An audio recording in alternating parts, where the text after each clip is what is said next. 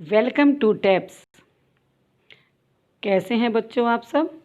आशा करती हूँ आप सब स्वस्थ होंगे। आज हम पाठ 5 मेरा बचपन पढ़ेंगे।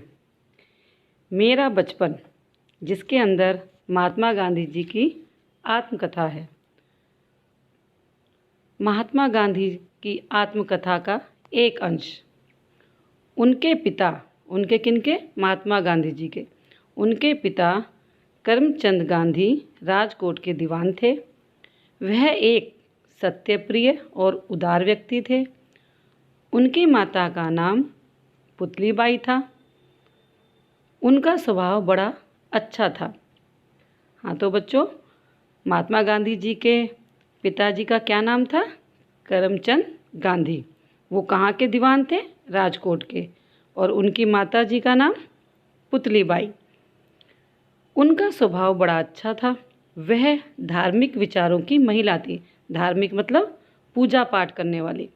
वह कभी भी पूजा पाठ किए बिना भोजन नहीं करती थी। गांधी जी का जन्म 2 अक्टूबर 1869 को पोरबंदर में हुआ था। पोरबंदर से उनके पिताजी राजकोट गए, तब उन्हें वहाँ पर वहीं की गांव की पाठशाला में पढ़ने के लिए भेज दिया गया। वह एक साधारण विद्यार्थी थे। वह कौन? महात्मा गांधी जी एक साधारण विद्यार्थी थे। वह एक झेपू स्वभाव के लड़के थे। झेपू मतलब शर्मीले। झेपू स्वभाव के लड़के थे। एक बार की बात है कि हाई स्कूल में की घटना का उल्लेख देखिए यहाँ पर कि हाई स्कूल में जब परीक्षा हो रही थी तो क्या हुआ था। वही घटना महात्मा गांधी जी बता रहे हैं कि एक बार जब परीक्षा चल रही थी, उन्होंने सभी शब्द गलत लिखे थे। तो उनके जो अध्यापक थे, उन्होंने उनकी ओर इशारा किया अपने जूते की नोक से कि आपने जो शब्द लिखे हैं वो सारे गलत हैं, उनको ठीक कीजिए। लेकिन महात्मा गांधी जी कहाँ ठीक करने वाले थे? क्यों? क्योंकि उनको नकल करना बिल्कुल भी अच्छा नहीं लगता था। मेरी मूर्खता मास्टर जी ने बाद में बताई। मेरी मतलब किसकी? गांधी जी की मूर्खता, कि मैंने तुम्हें कितना समझाया फिर भी तुमने अपने शब्द जो है जो गलत लिखे थे ठीक नहीं किए। लेकिन गांधी जी ने क्या कहा कि मुझे नकल करना अच्छा नहीं लगता। इस पर भी, किस पर? कि गांधी जी की जो उनके अध्यापक थे महात्मा गांधी जी के, उन्होंने उनको नकल करने के लिए बोला। इस पर भी उनके प्रति, यानी किसके प्रति? मास्टर जी के प्रति उनका आदर भाव कभी भी कम नहीं हुआ। उनकी सोच क्या थी महात्मा गांधी जी की? अपने से बड़ों को आदर सम्मान करना चाहिए, अपने से बड़ों को आदर सम्मान देना चाहिए। बड़ों के दोष न देखने का गुण उनमें बिल्कुल भी नहीं था। वो बड़ों में कभी भी दोष नहीं देखते थे। उन्हें था कि मुझे बड़ों की आज्ञा का पालन करना है। उसके बाद अब देखिए क्या था कि स्कूली किताबों के सिवा, मतलब जो गांधी जी, उनको स्कूली किताबों के सिवा और कुछ भी पढ़ने का शौक़ नहीं था। वो सिर्फ स्कूल की किताबें पढ़ते थे, क्योंकि अगर काम नहीं किया तो स्कूल में डांट पड़ेगी। इसी वजह से वो अपने किताबें, स्कूल की किताबें पढ़ते थे। पर एक बार क्या हुआ, जब उनके पिताजी उनके पढ़ने के लिए एक किताब ला कर दी, जिसका नाम था, उनको एक किताब ला कर दी जिसका नाम था श्रवण पितृभक्त नाटक। उसे पढ़ने की इच्छा हुई, लेकिन वैसे तो वो पढ़ना नहीं चाहते, लेकिन उसको देखकर, जिस पे लिखा हुआ था श्रवण पितृभक्त, उसको देखकर उनको पढ़ने की इच्छा हुई। और उन्होंने उस पुस्तक को, किताब को बड़े चाव से पढ़ा।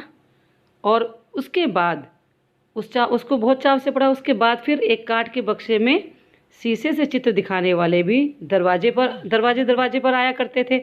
तो उसमें भी उन्होंने श्रवण का नाटक देखा, जिसमें उन्होंने देखा कि श्रवण अपने माता पिता को एक कांवर में बिठाकर यात्रा के लिए ले जा रहे हैं। और इस चीज़ का उनके ऊपर बहुत गहरा प्रभाव पड़ा। वह सोचते थे, कौन भला? महात्मा गांधी जी, की मुझे भी कैसा होना चाहिए? श्रवण के समान पितृभक्त होना चाहिए। अब क्या हुआ, एक बार फिर नाटक कंपनी आई। उसमें फिर नाटक देखने की उन्हें इजाज़त मिली कि जाओ नाटक देखाओ। उसमें उन्होंने हरिश्चंद्र की कथा का नाटक देखा। हरिश्चंद्र नाटक उन्होंने जब देखा तो उन्हें बार बार देखने का मन कर रहा था। उनका मन ही नहीं भर रहा था, कि उनको लग रहा था कि और दोबारा नाटक देखूं। लेकिन बार बार नाटक देखने की इजाज़त कोई भी नहीं देता। अब क्या होता था कि उनके दिमाग पर हरिश्चंद्र नाटक इस कदर छा गया कि उनको रात को सपने में भी हरिश्चंद्र के सपने आया करते थे। रात को भी हरिश्चंद्र के सपने आया करते। हरिश्चंद्र वो क्या सोचने लगे अब कि हरिश्चंद्र जैसे सब लोग सत्यवादी क्यों नहीं हो जाते, कि जैसे हरिश्चंद्र सत्यवादी थे ऐसे ही सब लोग सत्यवादी क्यों नहीं हो जाते। हरिश्चंद्र पर जैसी विपत्तियां पड़ी वैसी विपत्तियों को भोगना और सत्य का पालन करना ही वास्तविक सत्य है। क्या मतलब, हरिश्चंद्र पर जैसी विपत्तियां पड़ी वैसी विपत्तियों को भोगना और सत्य का पालन करना ही वास्तविक सत्य है। तो बच्चों, आपने इस लेसन के द्वारा महात्मा गांधी की आत्मकथा से क्या सीखा कि जीवन में सच्चाई यानी कि सच्चाई के राह पे चलना चाहिए, बड़ों के लिए प्रेम भावना रखनी चाहिए और कर्तव्य भावना के महत्व को समझना चाहिए। धन्यवाद।